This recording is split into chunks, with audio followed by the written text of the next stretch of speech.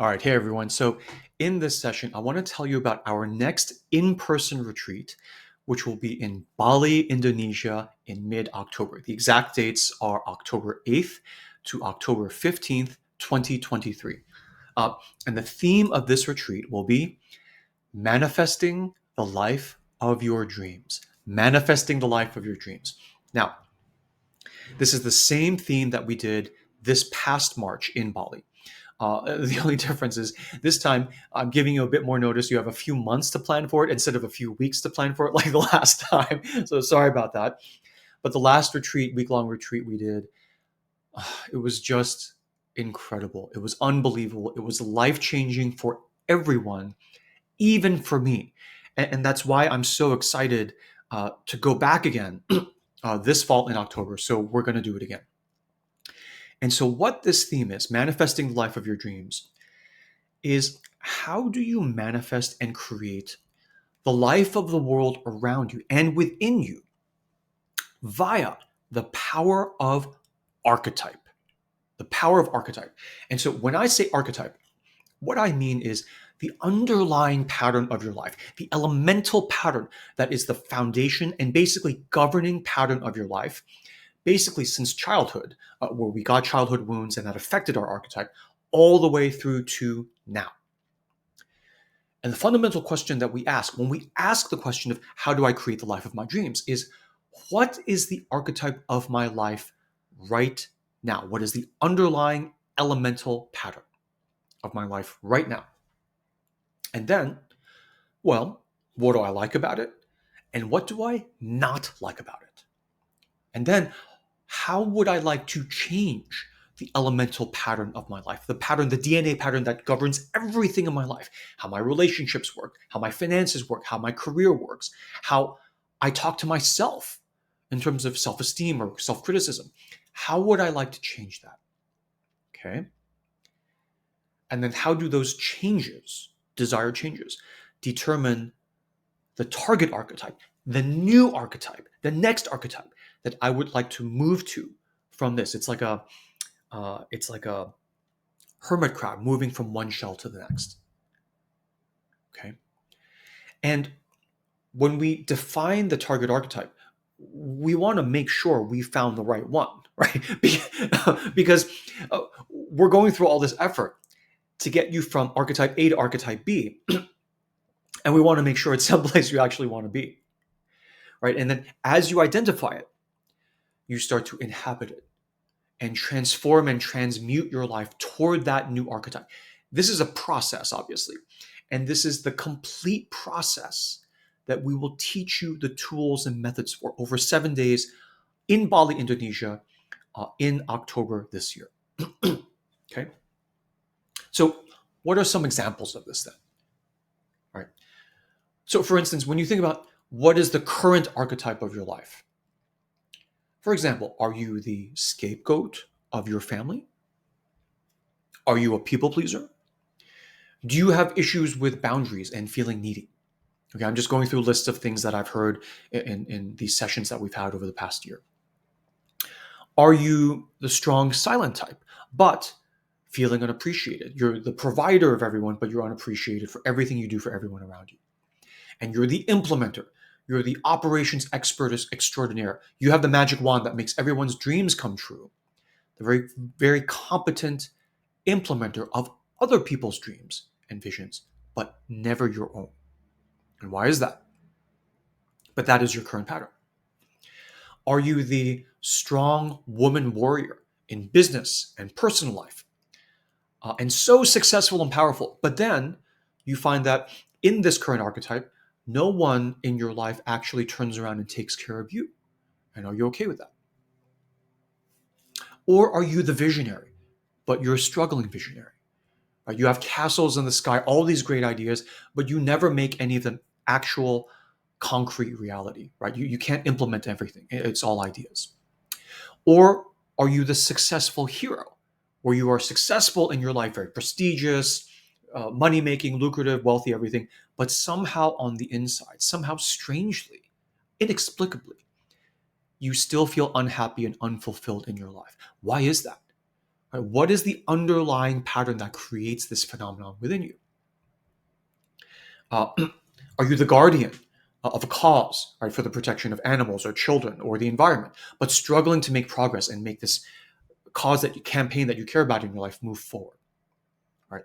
Um, Another example: are you a suppressed artist in some sense, where you're doing well as an artist, right? You're booking gigs, you're making money, and getting lots of recognition, but you find that the kind of art you're doing is not actually the kind of art you want to be playing. Musician, you want to be not. It's not the kind of music you want to be playing, right? Um, and at some point, as an artist, you follow the path of money and prestige, even as an artist. So you're a musician, you're technically playing music, but you're not actually playing the music that your soul wants to play. And it's sort of like, okay, what was even the point of giving up all the other money and prestige you could have gotten as like a tech person or a finance person, right? To become an artist, when even as an artist, you're still not doing the kind of work you want to be doing. Okay, and if that is the current elemental pattern of your life, are you okay with that? Are you okay with that? Or are you not okay with that? So these are some examples of archetypes, current elemental patterns that you hear about. And process-wise, what you would do is you would look at your archetype and say, what is my actual archetype? How did I come to inhabit this archetype in the first place? And then, okay, forget about the history. Going forward, what do I like about it? And what do I not like about it? Honestly, that alone, right, we have a mantra around here, which is awareness equals choice. That awareness alone will start to unravel and open up and make the thing blossom. Okay. Um, of what even the awareness of what even your current archetype is in detail. That awareness alone will start the healing process.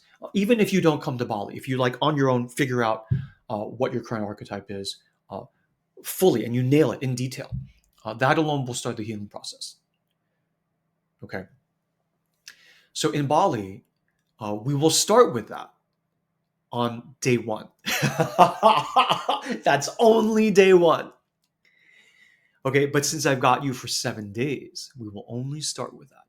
Then we will move one step further. We will say, well, given this archetype, now that you're aware of it, what do you like? What do you not like? What would you like to change about it? And we come at it from multiple angles. So we triangulate, right? So what is the sort of, quote unquote, selfish, incredible, ideal fantasy scenario of the pattern that your life would be governed by, that would follow if you had everything you ever wanted in detail, not just whatever, everything's good. It's like, no, based on the specific archetype you're in right now, turn all the negatives to positives. What, it's not the, if you take a house that doesn't have any bedrooms, it's not really a house, right?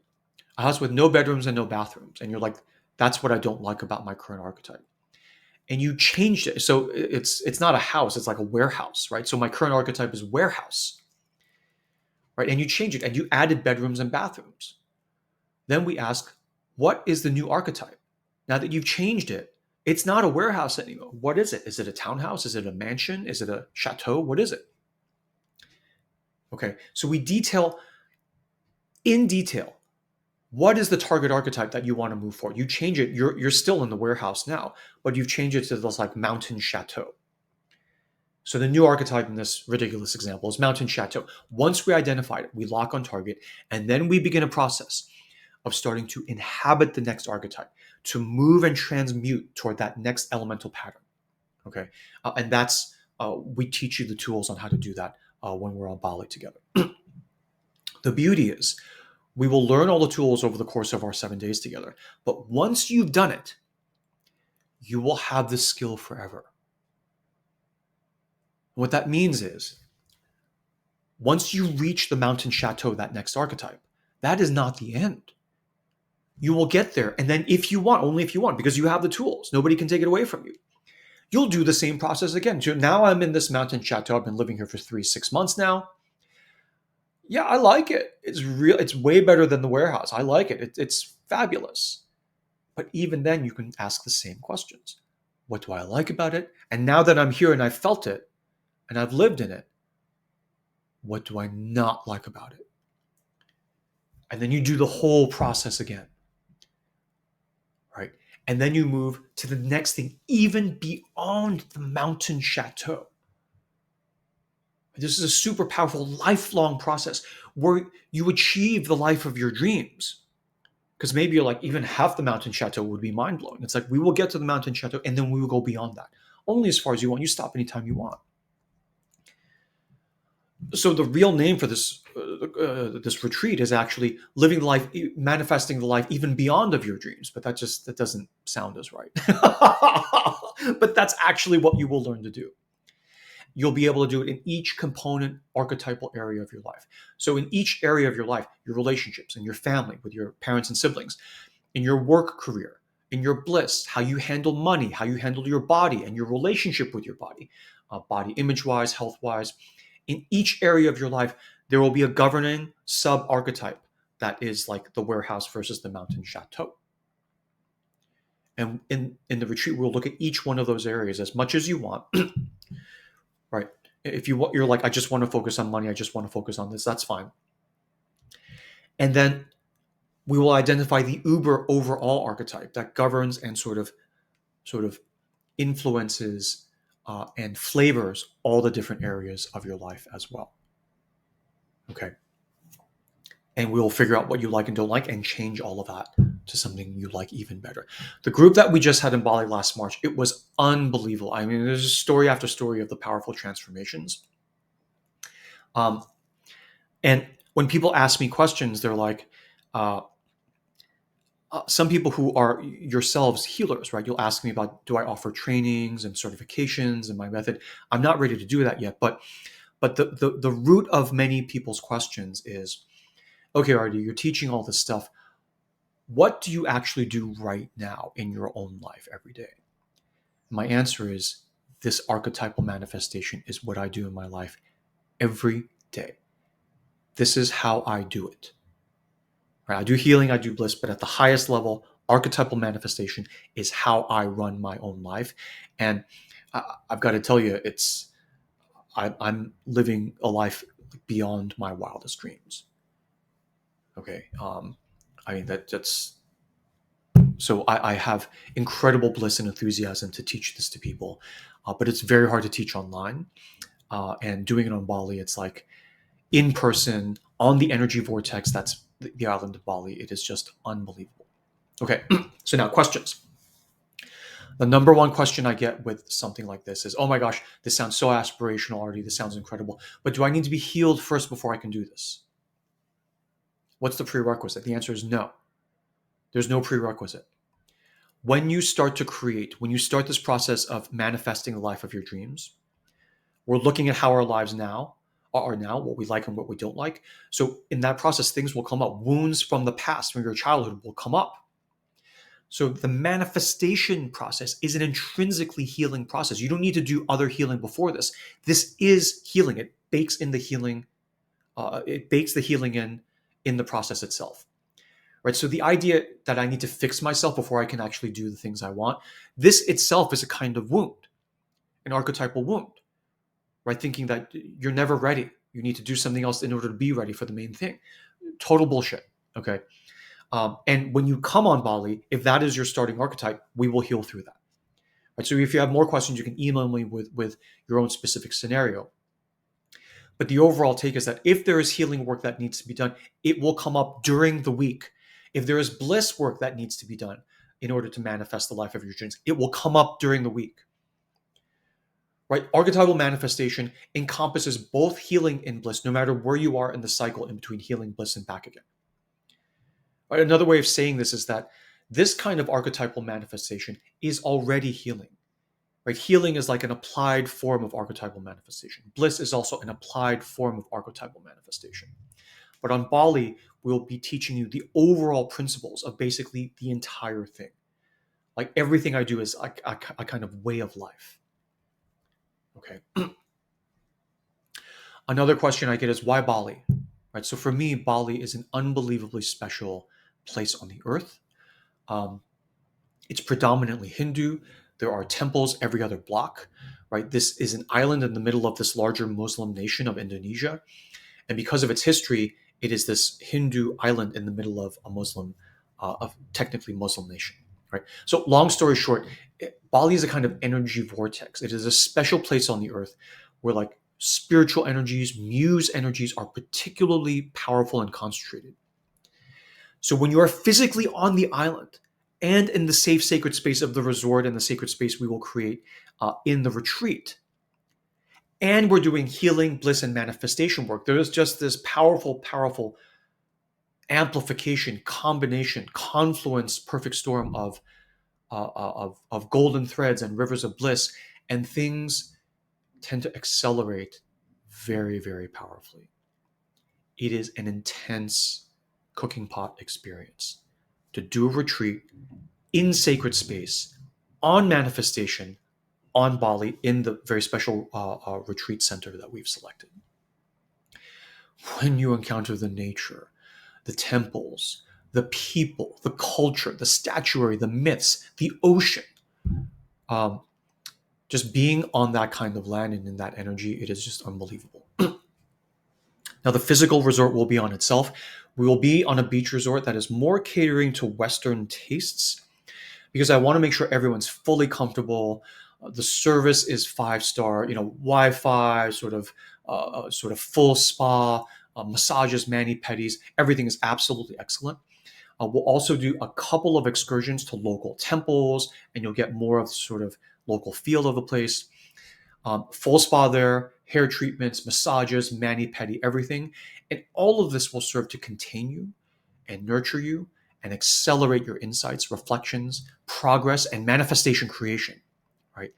To help you fully follow and fulfill the golden thread of the work of art that is your life. Pricing. The pricing is it's a little bit higher season in October, but the pricing will be exactly the same as the March retreat in Bali. It's $4,300 for the entire week. That includes everything. That includes transports to and from the airport, 3 meals a day, some snacks. You get a single room. Everyone gets their own room. Any excursions that we do will be included in the price. Okay. All you need to do is to get your own plane ticket to and from Denpasar, which is the main airport on Bali. The airport code is DPS, Denpasar. Once you land, our drivers will be there to pick you up, take you to the resort, and it's this bubble. Everything's enclosed, everything's encapsulated once you're at the resort. Now, the resort we're staying at is a full working world-class resort. So in between the major meals, if you want extra snacks, extra drinks, extra massage sessions, if you want to upgrade your room to a room with a private pool and an ocean view, you can transact that directly with the hotel. I mean, when you check in, you just give your credit card, and they track everything, what's already included and what you paid, and the extra incidents. It's seamless. Other than things like that, everything's covered. And something else about the retreat, it's a fully working operational resort. And it's very large. And the beach, you can just walk in either direction for miles. Okay. So if you want to bring a spouse, if you want to bring the spouse and kids, you can do that. Right. So you pay us for your own slot. And then there are other rooms on the resort. You can book a larger room. You can book suites to house the whole family. And for kids, there's a kids club there. There's a skate park in the kids club. There's trampolines. There's people that can be in attendance there watching the kids. There's multiple swimming pools. There's kids movies nights. They put up a projector and you sit on the grass and watch like Pixar movies. So your kids will have a great time there. The menu, there's kids menu. There's organic. There's juice bar. There's vegetarian. Everything. If your kids are older, there's a surf school. The ocean front where the beach is on the side of a world-class surfing break. They have had professional world-class surf competitions there. So there is a surf school right on the beach, and your older kids can learn to surf. Your spouse can learn to surf. If your spouse is a surfer, it's like they're going to be like, we're going, right? Whether you do the retreat or not, we're going. Okay.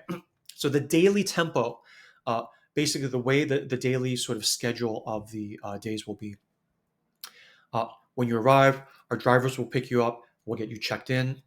Uh, and then the typical flow of days will be that everyone wakes up. They'll come down for a group breakfast. We'll have breakfast privately. All of our meals will be in a private area.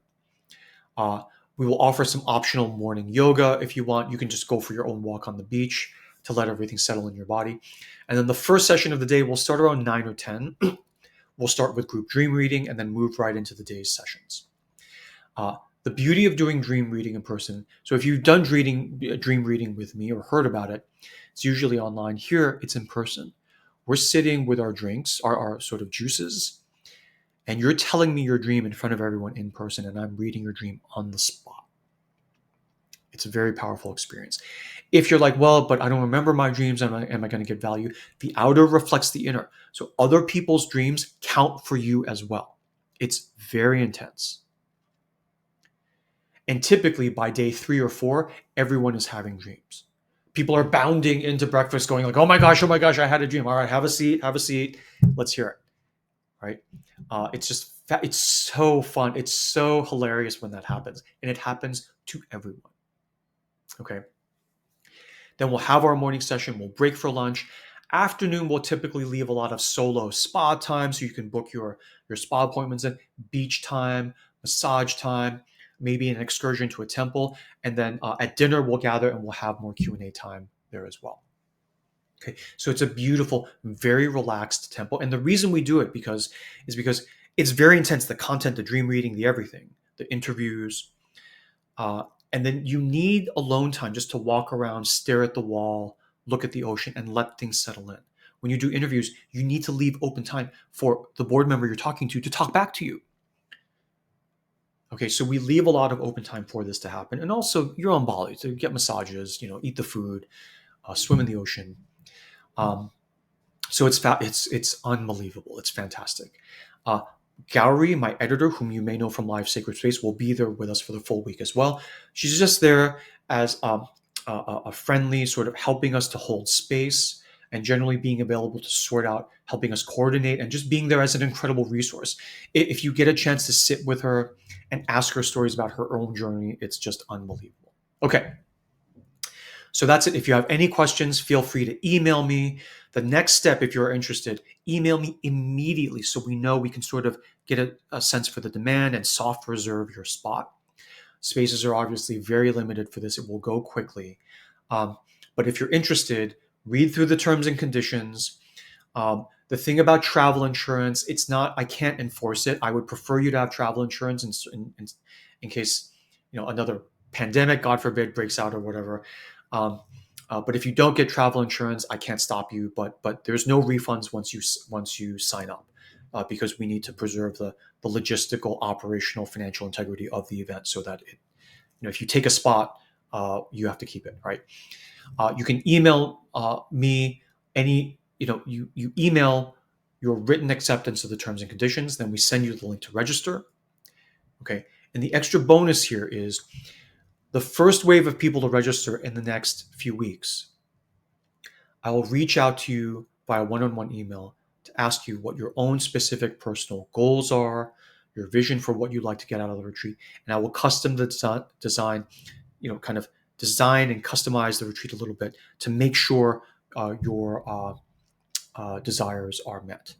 Right? And if you sign up later, we'll still get there, but it's like the first few in who support the retreat earlier.